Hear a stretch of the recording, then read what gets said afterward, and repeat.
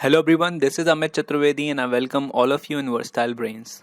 दोस्तों, हम spoken English classes पे बात कर रहे हैं और इसमें हम एक चैप्टर डिस्कस कर चुके हैं जो था मॉडल्स के ऊपर। हमने सारे मॉडल्स डिस्कस कर लिए हैं और फिलहाल हम डिस्कस कर रहे हैं टेंसेस, और टेंसेस के ऊपर भी हम 5 चैप्टर्स ऑलरेडी डिस्कस कर चुके हैं। ये उसका 6वां चैप्टर है और छठवें चैप्टर में हम आज डिस्कस करने वाले हैं फ्यूचर परफेक्ट कंटिन्यूस टेंस। इसके पहले हमने 5 टेंसेस डिस्कस कर लिए हैं।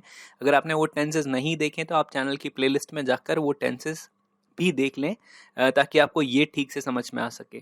तो दोस्तों, ये जो वीडियो सीरीज है ये आपको कंपटीशन एग्जाम के लिए तो एकदम प्रिपेयर कर ही देगी, चाहे वो कोई भी कंपटीशन एग्जाम हो।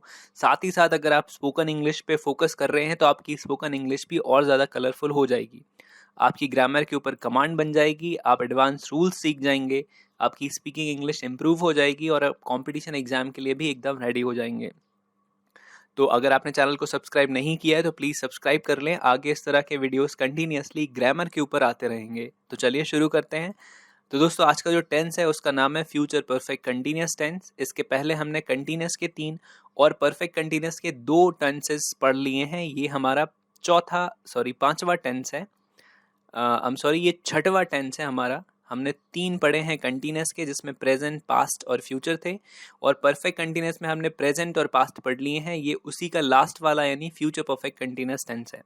तो दोस्तों, अगर आपके सेंटेंस के लास्ट में इस तरह की कोई चीज़ आपको दिखाई देती है, यानी कि लिखा हो रहा होगा, रही होगी या फिर रहे होंगे, तो आप समझ जाइए कि वो फ्यूचर परफेक्ट कंटिन्यूस टेंस होगा।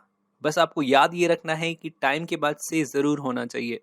अगर टाइम के बाद से नहीं हुआ और सिर्फ रहा होगा, रही होगी, रहे होंगे लिखा होगा, तो वो टेंस सिर्फ फ्यूचर कंटिन्यूस होगा, फ्यूचर परफेक्ट कंटिन्यूस नहीं होगा।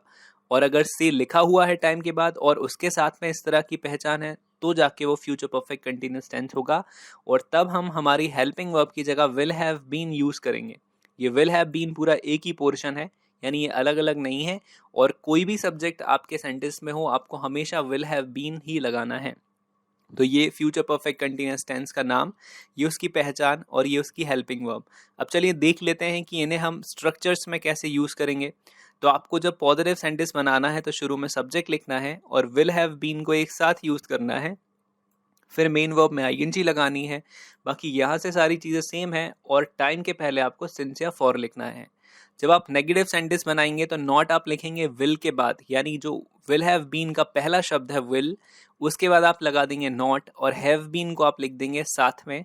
फिर आप लगाएंगे मेन वर्ब में आईएनजी। यहाँ से सारी चीज़ें सेम है और टाइम के पहले आपको सिंस फॉर यूज़ करना है। जब हम यस नो सेंटेंस बनाएंगे जिसके शुरू में क्या होता है, तो हम अकेले विल को सबसे शुरू में लिख देंगे, उसके बाद हम लिखेंगे सब्जेक्ट और फिर आएगा हैव बीन, फिर हम लगाएंगे मेन वर्ब में आईएनजी। बाकी सारी चीज़ें सेम है, बस टाइम के पहले आपको सिंस फॉर यूज़ करना है। WH फर्स्ट सेंटेंस में भी हमें एग्जैक्टली सेम ही करना है। सबसे शुरू में WH फर्स्ट वर्ड लगाना है, फिर पहला शब्द लिखना है विल हैव बीन में से, फिर उसके बाद लिखना है सब्जेक्ट और बाद में लगाना है हैव बीन, फिर लिखेंगे मेन वर्ब में आईएनजी और उसके बाद ये सारी चीज़ें सेम है, बस टाइम के पहले आपको सिंस फॉर लिखना है। और WH सेकेंड सेंटेंस में हम सबसे शुरू में WH सेकेंड लिखेंगे।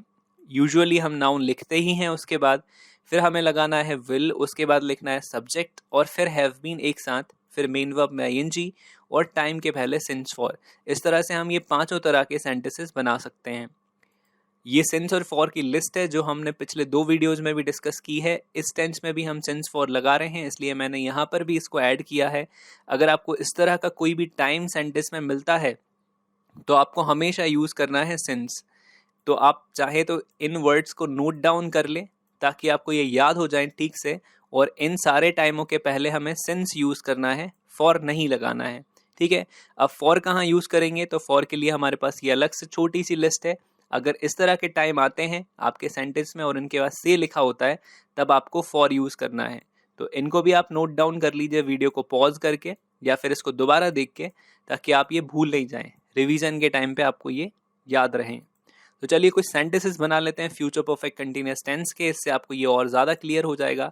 तो आज का पहला एग्जाम्पल ये है कि हम 2 बजे से टीवी पर मैच देख रहे होंगे।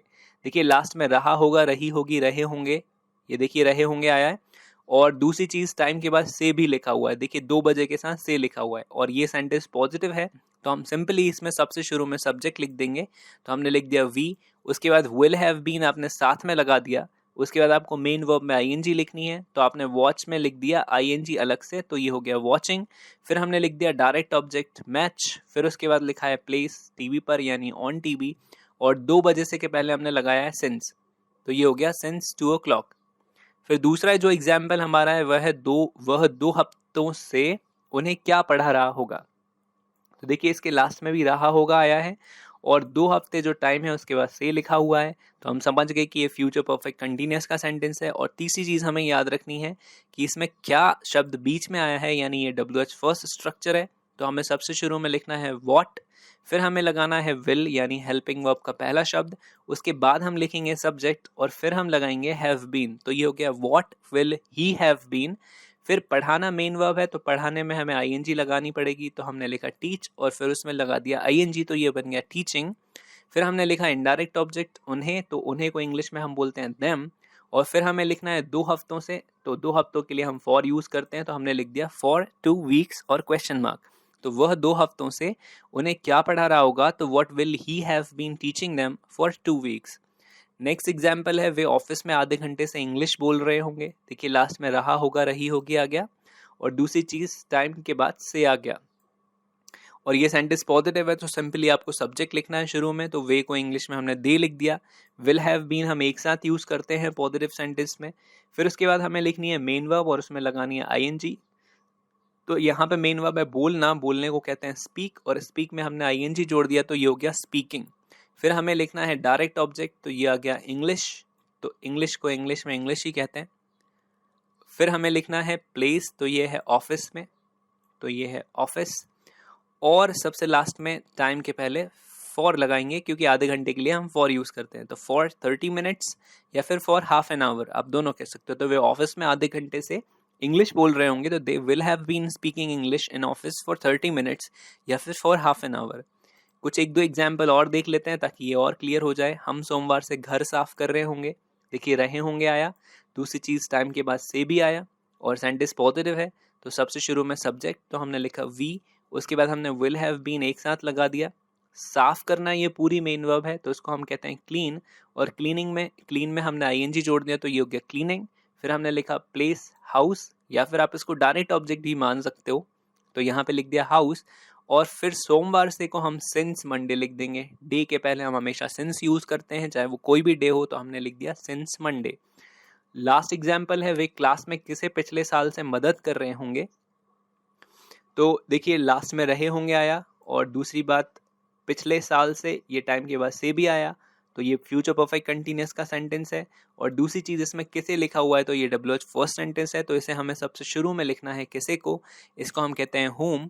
फिर हम लगाएंगे पहला शब्द विल, उसके बाद लिखेंगे सब्जेक्ट दे, और फिर लगाएंगे हैव बीन, तो ये हो गया home will they have been. मदद करना यहाँ पर पूरी मेन वर्ब है, इसको इंग्लिश में कहते हैं हेल्प, और हेल्प में हम आईएनजी जोड़ देंगे, तो ये हो जाएगा हेल्पिंग, तो home will they have been helping. फिर हम लिखेंगे प्लेस इन क्लास, और पिछले साल से, तो आप इसको लिखोगे since last year. Last year हो, लास्ट नाइट हो, लास्ट वीक हो, लास्ट मंथ हो, कुछ भी हो, हम हमेशा सिंस यूज करते हैं, तो ये हो गया सिंस लास्ट ईयर। तो पूरा सेंटेंस बना बी क्लास में किसे पिछले साल से मदद कर रहे होंगे, तो home will they have been helping in class since last year. तो ये उसके हुए एग्जाम्पल्स। तो आई होप कि आपको फ्यूचर परफेक्ट कंटिन्यूअस टेंस ठीक से समझ में आ गया होगा। आपको ये वीडियो कैसा लगा आप मुझे नीचे कमेंट सेक्शन में लिख के ज़रूर बताइएगा। अगर आप चैनल पर नए हैं तो प्लीज़ इसको सब्सक्राइब ज़रूर कर लें, आगे आने वाले वीडियोस आपको टाइम टू टाइम मिलते रहेंगे। अगर आपको कुछ कहना है, पूछना है या बताना है, तो आप इस यूज़र नेम के साथ मुझे फेसबुक पे सर्च करके भी मैसेज भेज सकते हैं। तो ये वीडियोस आपको कैसे लग रहे हैं नीचे लिख के ज़रूर बताइएगा। अभी अपन मिलेंगे अगले टेंस के साथ जो होगा प्रेजेंट परफेक्ट टेंस। तब तक के लिए बाय बाय।